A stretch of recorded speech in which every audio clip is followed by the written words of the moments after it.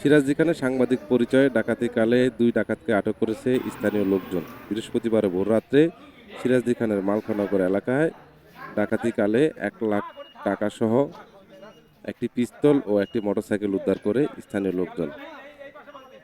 তাদের বাড়ি হচ্ছে মুন্সিগঞ্জের বর্দিজুকুনি ইউনিয়নের সাইফুল বল্লাল বাড়ির সনেট। তারা দীর্ঘদিন সাংবাদিক পরিচয় দিয়ে বিভিন্ন এলাকায় অপকর্ম করে ও ডাকাতির সাথে জড়িত রয়েছে। এই সময় তাদেরকে আটক করে স্থানীয় লোকজন উপজেলা স্বাস্থ্য কমপ্লেক্সে ভর্তি করলে পরে থানার পুলিশ এসে তাদেরকে মামলা করে মুন্সিগঞ্জ কোর্টের মাধ্যমে প্রেরণ করা হয়। এই সময় ডাকাতরা বলেন তারা দীর্ঘদিন এই অপকর্মের সাথে জড়িত রয়েছেন। সেই হিসাবেই কিন্তু বৃহস্পতিবার সকালবেলা ডাকাতির প্রস্তুতিকালে তাদের আটক করে স্থানীয় লোকজন। আমি দোষী না। বলেন কি হয়েছে বলেন। আমি আমার আমার গাড়িটা আমার বাড়ির সামনে বাইরে রাখি। আমার গাড়িটা দেখছি যে নাই,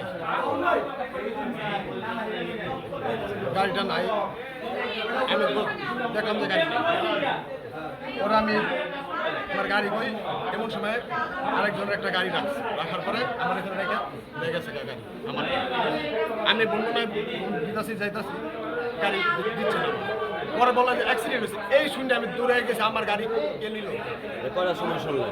এটা হলো আমি ফজরের নামাজ পড়ছি। ফজরের নামাজ পড়ার পরে কোরআন শরীফ তেলাওয়াত করছি। করার পরে তারপরে আমার ওইখানে আমার ওয়াইফের সাথে আমি আমার বাচ্চার সাথে শুয়ে রয়েছি। তারপর ওইখান থেকে উঠছা সাথে সাথে দৌড়ে আমি একটা সিএনজি নিয়ে আমার ফোন দিল।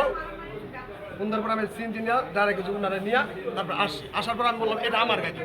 এই গাড়ি বলার পরে তারপরে উনারা বললো কি এই আপনার গাড়িতে থাকেন থামাতাম। এটা বললে আমার মনে করেন আটকা এই যে লোক পালাইছি এটা বললে আমার ষড়যন্ত্র করে স্যার আমার এই অবস্থা। আপনি বাসা কোথায়? আমার বাড়ি শিবপুরা লালবাড়ি। নাম কি আছে? আমার নাম মোহাম্মদ শামসুজ্জামান সনেট।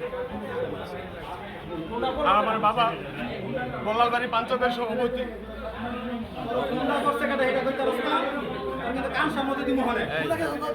আমি বললামই তো স্যার, দেখছেন কেমন কথা আমার সাথে। কি করো তোর কি জামায়াত করুন? আমি এটার সাথে